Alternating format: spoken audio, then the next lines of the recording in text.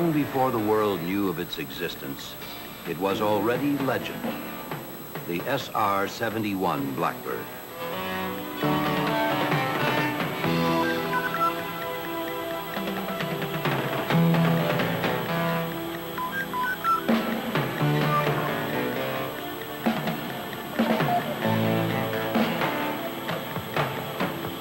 It is a reconnaissance aircraft, a seeker of truth that is without peer or rival.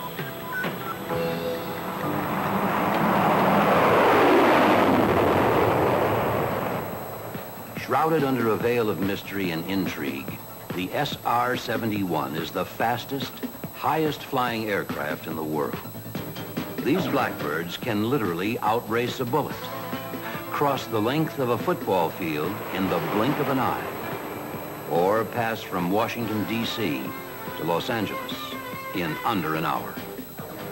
With its twin power plants, each developing more thrust than the engines on board the Queen Mary, the SR begins its climb to the edge of space, where it will reach speeds in excess of 3 times the speed of sound.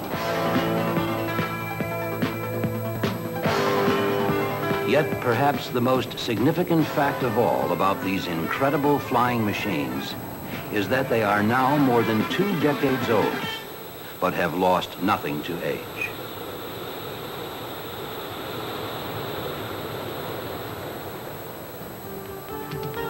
Like its predecessor, the U-2, the SR-71 evolved from a need to know. In the late 1950s and early 60s, gaining accurate reconnaissance data on massive foreign military buildups was imperative to the defense of the United States and its allies. The entire balance of global power was at stake. The problem was how to do it in the face of a mounting missile threat. The answer turned out to be revolutionary. Behind an almost unprecedented curtain of secrecy at the Lockheed California company's Skunk Works, legendary aircraft designer Kelly Johnson and a small team of dedicated engineers and craftsmen began to shape aviation history. Beginning with their success with the P-38 during World War II,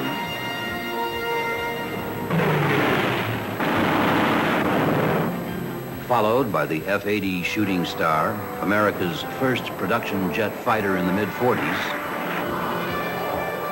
Then the F-104, the world's first Mach 2 fighter in the 50s. And the U-2 during the Cold War years. Johnson's team had consistently gone beyond what was then thought possible. With the creation of the Blackbird, though, even their lofty reputation would be taxed to the limit. Nearly everything that went into its construction had never been done before. Titanium forgings that had to withstand temperatures of over 600 degrees. The hydraulic system. The engines. Fuel. A life support system befitting a space traveler. Emergency escape requirements that could operate at altitudes above 100,000 feet.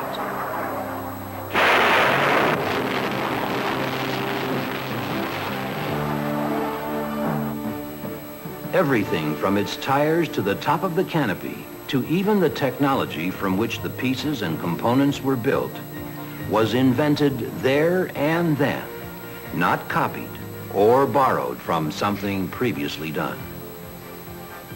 Of equal significance to the creation of the aircraft itself is the fact that the entire accomplishment was conducted in just 22 months. Unprecedented then, unimaginable today. As the initial Blackbird went through final assembly at a remote test site, its existence was still only known to a few select people. The public recognition it would later receive as a national asset was still years off.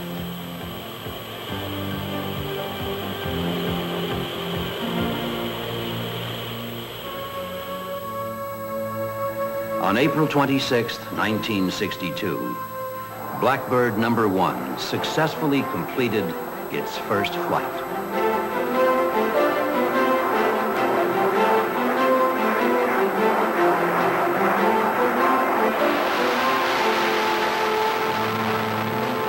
Quickly moving through a natural progression process, many versions of the new aircraft were tested, including one model, the YF-12, which successfully demonstrated its ability as a missile launcher.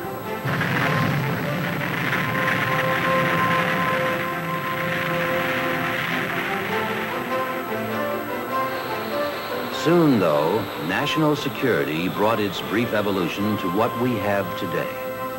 A strategic reconnaissance aircraft, unparalleled for purpose and design.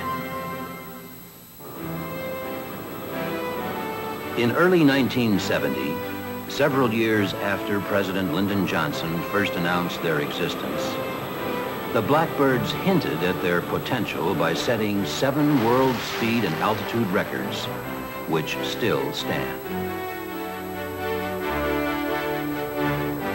Even more fascinating, perhaps, is the knowledge that those same aircraft are capable tomorrow of going out and breaking every record they now hold. In full service since 1966, today's Blackbirds are members of SAC's 9th Strategic Reconnaissance Wing at Beale Air Force Base in California. Though the times have changed, their mission has remained the same.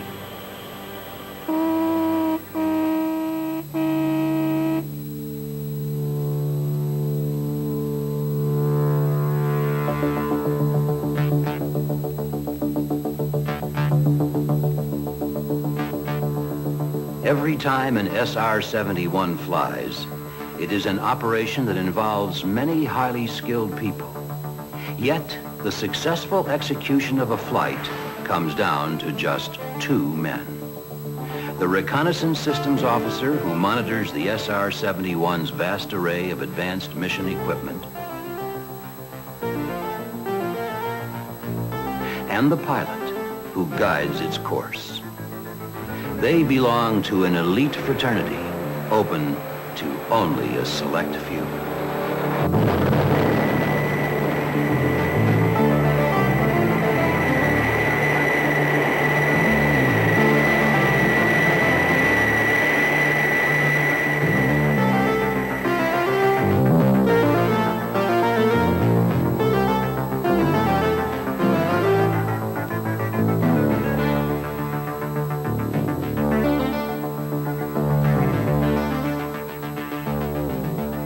Following a refueling stop to top off its tanks, the SR-71's twin-turbo ramjet engines will produce more power than 45 diesel locomotives as it ascends to the upper reaches of the stratosphere.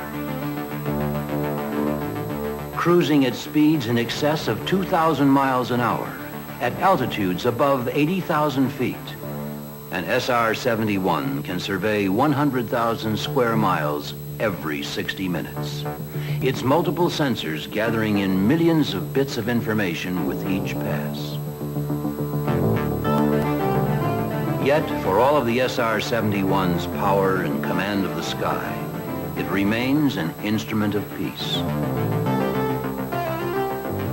It sorts the difference between what others say and what they do.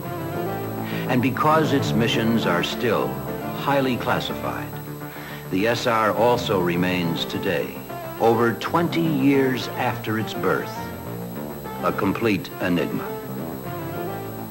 a mystery, and what many believe is the finest aircraft ever built.